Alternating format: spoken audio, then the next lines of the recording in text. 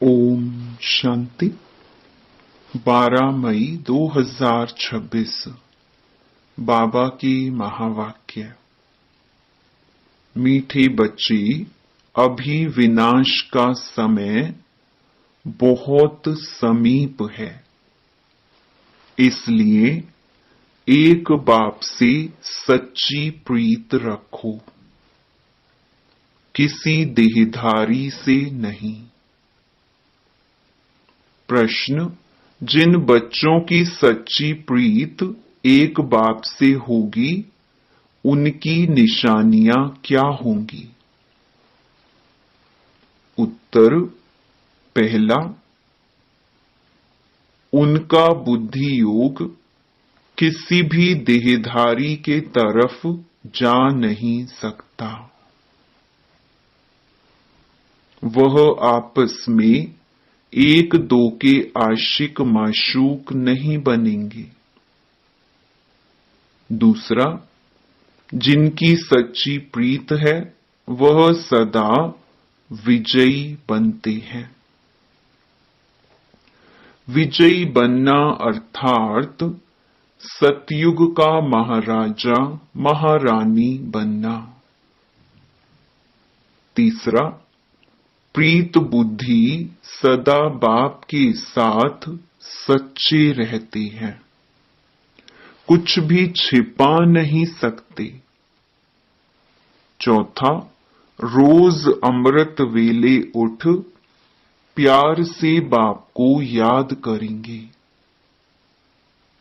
पांचवा, ददीची ऋषि की तरह सर्विस में हड्डियां देंगे। छठा, उनकी बुद्धि दुनियावी बातों में भटक नहीं सकती। गीत: न वो हमसे जुदा होंगे। ओम शांति।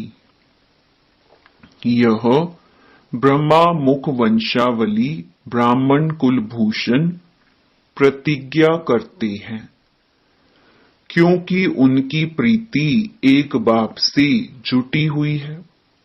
तुम जानते हो यह विनाश का समय है। बाप बच्चों को समझाते हैं कि विनाश तो होना ही है।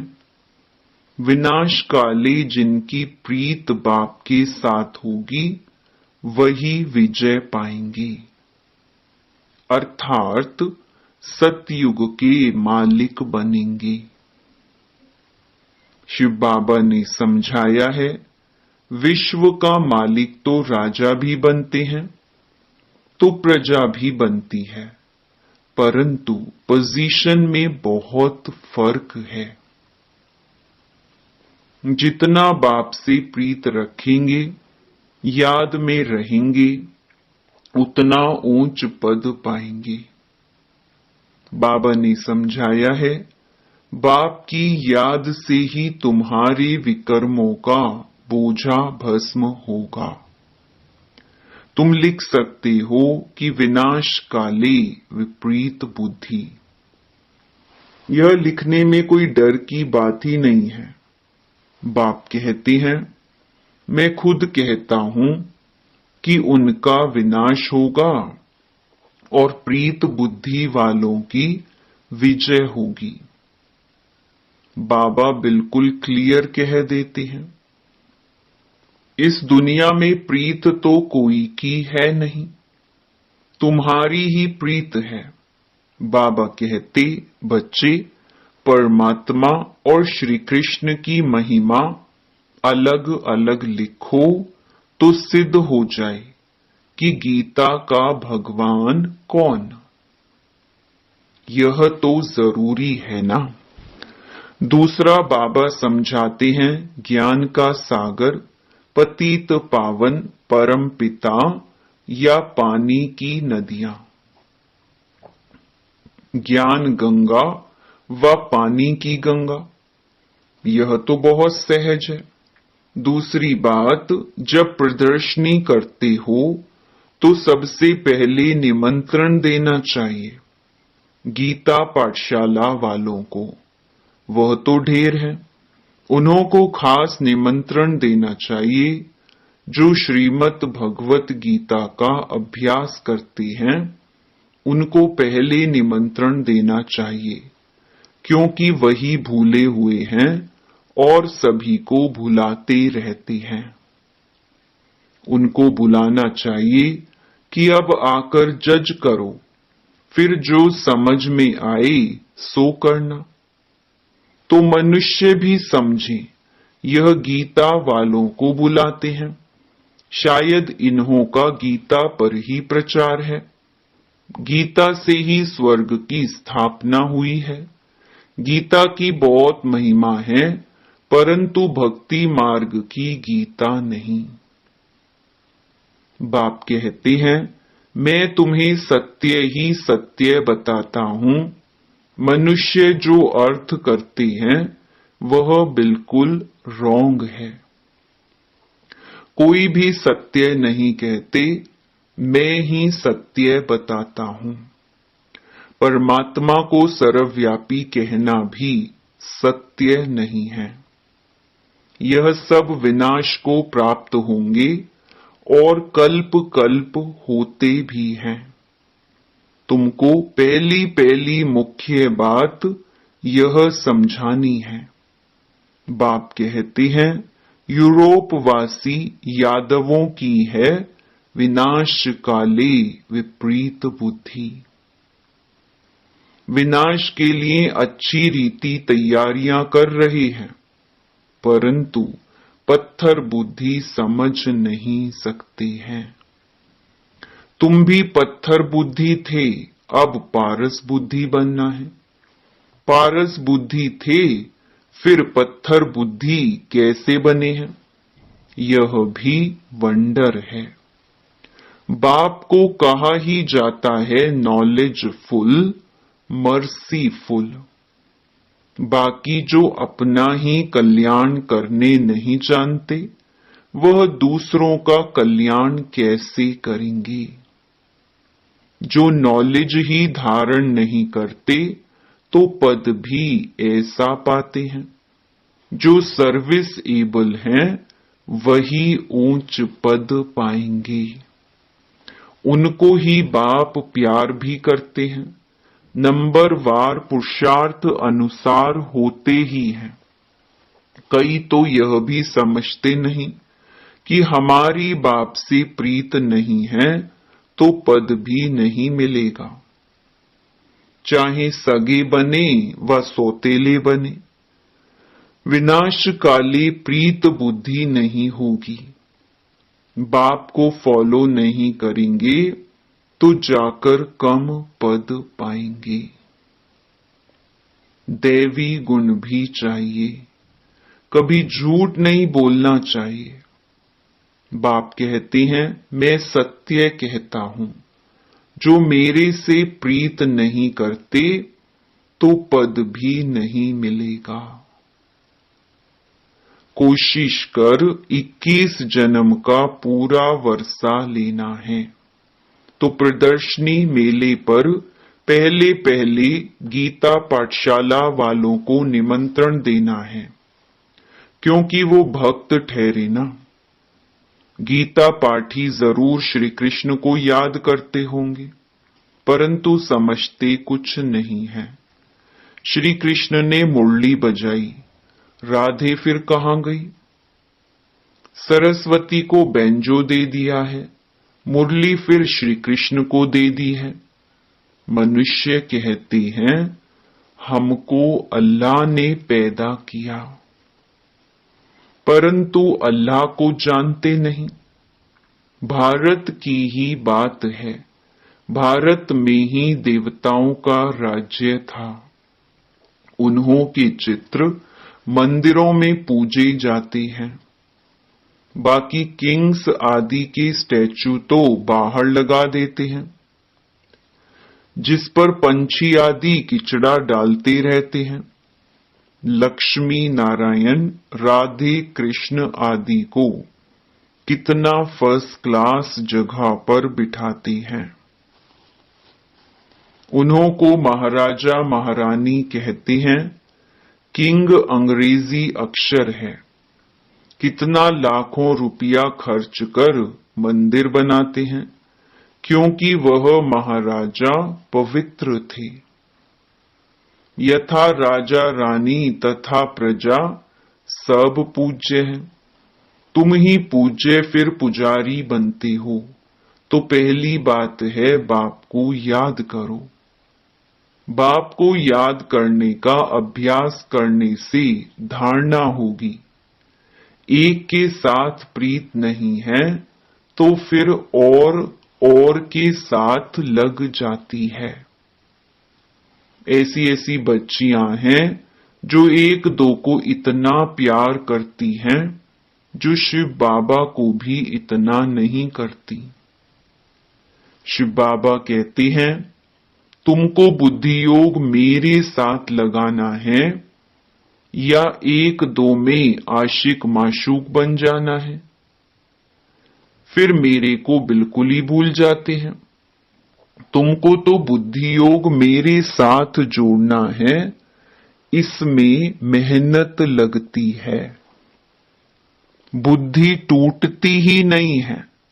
शिव बाबा के बदले दिन रात एक दो को ही याद करते रहते हैं। बाबा नाम सुनाएं तो ट्रेटर बन जाते हैं। फिर गाली देने में भी देरी नहीं करते। इस बाबा को गाली दी तो शिव बाबा भी झट सुन लेगा। ब्रह्मा से नहीं पढ़े तो शिव बाबा से पढ़ ना सके। ब्रह्मा बिगड़ तो शिव बाबा भी सुन ना सके। इसीलिए कहते हैं साकार से जाकर पूछो। कई अच्छे अच्छे बच्चे हैं जो साकार को मानते ही नहीं। समझते हैं यह तो पुरुषार्थी है। पुरुषार्थी तो सब हैं, परंतु तुमको फॉलो तो माँ बाप को ही करना है। कोई तो समझाने से समझ जाते हैं, कोई की तकदीर में नहीं है तो समझते नहीं, सर्विसेबल बनते नहीं। परंतु बुद्धि एक बाप से रखनी होती है। बहुत आजकल निकले हैं जो कहते हैं मेरे में शिव बाबा आते हैं। इसमें बड़ी संभाल चाहिए। माया की बहुत प्रवेशता होती है। जिनमें आगे श्री नारायण आदि आते थे वह भी आज है नहीं। सिर्फ प्रवेशता से कुछ होता नहीं है। बाप कहते हैं मां मेकम याद करो। बाकी मेरे में यह आता है वह आता है, ये सब माया है। मेरी याद ही नहीं होगी तो प्राप्ति क्या होगी। जब तक बाप से सीधा योग नहीं रखेंगे तो पद कैसे पाएंगे, धारणा कैसे होगी। बाप कहते हैं तुम मां मेकम याद करो। ब्रह्मा द्वारा ही मैं समझाता हूं, ब्रह्मा द्वारा ही स्थापना हुई है। त्रिमूर्ति भी जरूर चाहिए। कोई तो ब्रह्मा का चित्र देख बिगड़ते हैं, कई फिर श्री कृष्ण के 84 जन्म देख बिगड़ते हैं, चित्र फाड़ भी डालते हैं। अरे यह तो बाप ने चित्र बनवाए हैं। तो बाप बच्चों को समझाते हैं भूलो मत, सिर्फ बाप को याद करते रहो। बांधेलियों को भी रणियां नहीं मारनी है। घर में बैठे बाप को याद करती रहो। बांधेलियों को तो और ही ऊंच पद मिल सकता है। तुम बच्चों को ज्ञान देने वाला है ही एक ज्ञान सागर। स्पिरिचुअल नॉलेज एक बाप के सिवाय और कोई में है नहीं।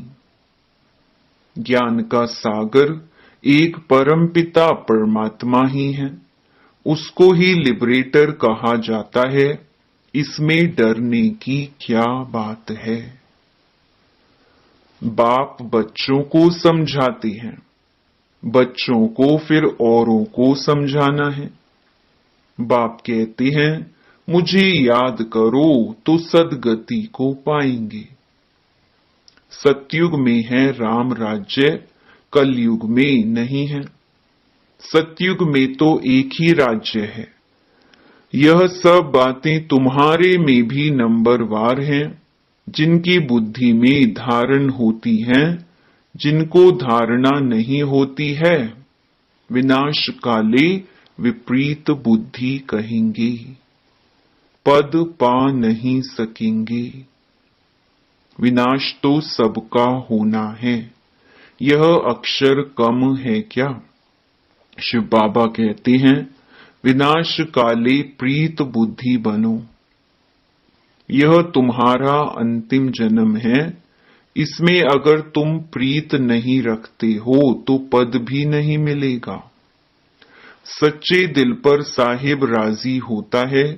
ददीची ऋषि मिसल सेवा में हड्डियां देनी है। कभी कोई पर ग्रहचारी बैठती है तो नशा ही उड़ जाता है। फिर अनेक प्रकार के तूफान आते रहते हैं। मुख से कहते, इससे तो लौकिक के पास चले जाएं, यहां तो कोई मजा नहीं है। वहां तो नाटक बाइस्कोप आदि खूब है। जो इन बातों पर हिरे हुए हैं वह यहां ठहर ना सके, बड़ा मुश्किल है। हाँ, पुरुषार्थ से ऊंच पद भी पा सकते हैं। खुशी में रहना चाहिए। बाबा खुद कहते हैं, सुबह को उठकर नहीं बैठता हूं तो मजा ही नहीं आता है। लेटे रहने से कभी कभी झुटका आ जाएगा। उठकर बैठने से अच्छी पॉइंट्स निकलती हैं, बड़ा मजा आता है। अभी बाकी थोड़े दिन हैं। हम विश्व की बादशाही ले रहे हैं बाप से। यह बैठ याद करें तो भी खुशी का पारा चढ़े। सुबह को चिंतन चलता है तो दिन को भी खुशी रहती है। अगर खुशी नहीं रहती तो जरूर बाप से प्रीत बुद्धि नहीं है।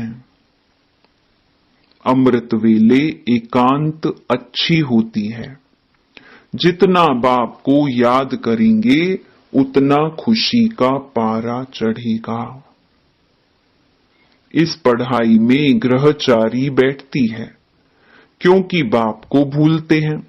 बाप से वर्षा लेना है तो मनसा वाचा कर्मणा सर्विस करनी है।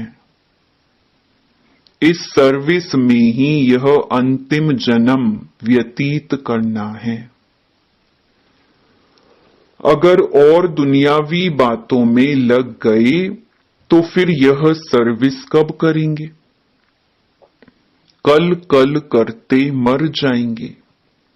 बाप आए ही हैं स्वर्ग में ले जाने के लिए। यहां तो लड़ाई में कितने मरते हैं, कितनों को दुख होता होगा। वहां तो लड़ाई आदि होगी नहीं। यह सब पिछाड़ी के हैं, सब खत्म होने हैं। निधन के ऐसे मरेंगे, धनी के जो होंगे वह राज्य भाग्य पाएंगे। प्रदर्शनी में भी समझाना है कि हम अपनी कमाई से, अपने ही तन मन धन से अपना राज्य स्थापन कर रही हैं। हम भीख नहीं मांगते हैं, जरूरत ही नहीं है। ढेर भाई बहन इकट्ठे होकर राजधानी स्थापन करते हैं। तुम करोड़ इकट्ठा कर अपना विनाश करते हो। हम पाई पाई इकट्ठा कर विश्व का मालिक बनते हैं। कितनी वंडरफुल बात है। अच्छा, मीठे मीठे सिकिलधे बच्चों प्रति माता पिता बाप दादा का याद प्यार और गुड मॉर्निंग। रूहानी बाप की रूहानी बच्चों को नमस्ते। धारणा के लिए मुख्य सार। पहला, अमृत वेले एकांत में बैठ बाप को प्यार से याद करना है। दुनियावी बातों को छोड़ ईश्वरीय सेवा में लग जाना है। दूसरा, बाप से सच्ची दिल रखनी है। आपस में एक दो के आशिक माशूक नहीं बनना है। प्रीत एक बाप से जोड़नी है, देहधारियों से नहीं। वरदान, सर्व शक्तियों की संपत्ति से संपन्न बन, दाता बनने वाले विधाता वरदाता भव। जो बच्चे सर्व शक्तियों के संपत्तिवान हैं, वही संपन्न और संपूर्ण स्थिति की समीपता का अनुभव करते हैं। उनमें कोई भी भक्तपन के व भिखारीपन के संस्कार इमर्ज नहीं होते। बाप की मदद चाहिए, आशीर्वाद चाहिए, सहयोग चाहिए, शक्ति चाहिए। यह चाहिए शब्द दाता विधाता वरदाता बच्चों के आगे शोभता ही नहीं। वे तो विश्व की हर आत्मा को कुछ न कुछ दान व वरदान देने वाले होते हैं। स्लोगन, हर आत्मा को कोई न कोई प्राप्ति कराने वाले वचन ही सत वचन है। यह व्यक्त इशारे, सदा अचल अडोल एकरस स्थिति का अनुभव करो। कितना भी कोई हिलावे लेकिन आप अचल रहो। परिस्थिति श्रेष्ठ है या स्व स्थिति श्रेष्ठ है? कितना भी कोई हिलावे लेकिन आप अचल रहो। परिस्थिति श्रेष्ठ है या स्व स्थिति श्रेष्ठ है? कभी परिस्थिति वार तो नहीं कर लेती है। सोचो कि ये परिस्थिति पावरफुल है या स्व स्थिति पावरफुल है। तो इस स्मृति से कमजोर से शक्तिशाली बन जाएंगे। जैसे आप तपस्वी एकरस स्थिति में एकाग्र होते हो, तो हठ योगी फिर एक टांग पर खड़े हो जाते हैं। तो कहां एकरस स्थिति और कहां एक टांग पर स्थित रहना, फर्क हो गया ना। अच्छा, ओम शांति।